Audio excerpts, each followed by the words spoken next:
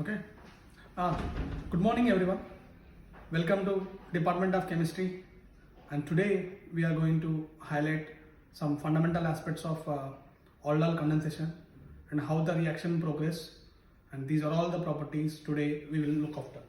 So generally, when we see about an aldol reaction, so generally we have two reactants. One is an aldehyde and another is an acetophenone.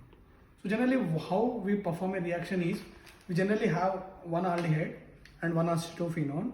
So you take any one as a basic compound. Suppose you take this one as a starting material. So with reference to this, you will take one equivalent of acetophenone. So how to take that one equivalent? Suppose you are taking this aldehyde in 0.2 grams. First you need to calculate the moles. So how do you calculate moles? Mole is weight by molecular weight. So what is the weight of the compound you are taking? 0.2 gram of aldehyde. So again you are taking an equivalent amount of acetophenone. So how equivalents are calculated? Suppose you take 0.2 grams of aldehyde, you divide with the molecular weight of aldehyde. So you get the mole percentage of that compound. The similar one, when you don't know how much quantity of acetophenone to be taken, but you know the moles of aldehyde, from that moles you have to calculate the moles of acetophenone. So the calculated amount of aldehyde and acetophenone, you react in the presence of base, you get a product called an aldol product. Sometimes you can even call it as a Chalcone. So let us go into the detailed part of how we will prepare and how we will characterize the fundamental of an aldol. So for that we have a starting material we are taking here is 4-nitrobenzaldehyde. So we have already taken 0.2 grams of 4-nitrobenzaldehyde weight, purely weight.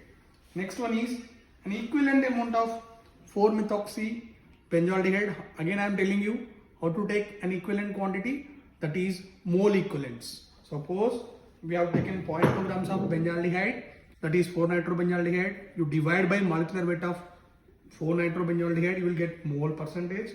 And you don't know how much you should take 4-methoxyacetophenone.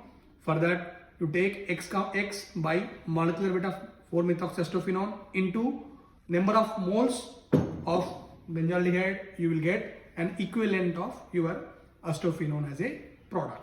Sorry, as a one more reactant.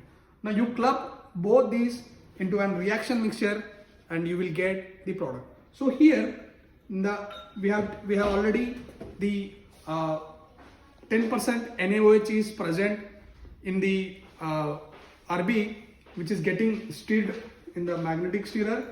You can see the magnetic stirrer here. So here now we are simply take the acetophenone and you just make it soluble in the your methanolic NaOH. So here you have to take precautions and how to use chemicals. Generally the classification of chemicals is already mentioned on these reagent bottles. So whether they are toxic enough, whether they are safe enough. First thing is you need to see the MSDS, material safety data sheet of all the compounds which are present on the label of the compounds. So prior to green. Now we have already added the acetophenone in the methanolic NaOH and we will set aside for about 5 to 10 minutes or at least 15 minutes. After that we simply add the 4-nitrobenzaldehyde which we have already pre-weighed, and we just add onto the solution of your acetophenone. Now again you keep on stirring. Now if you observe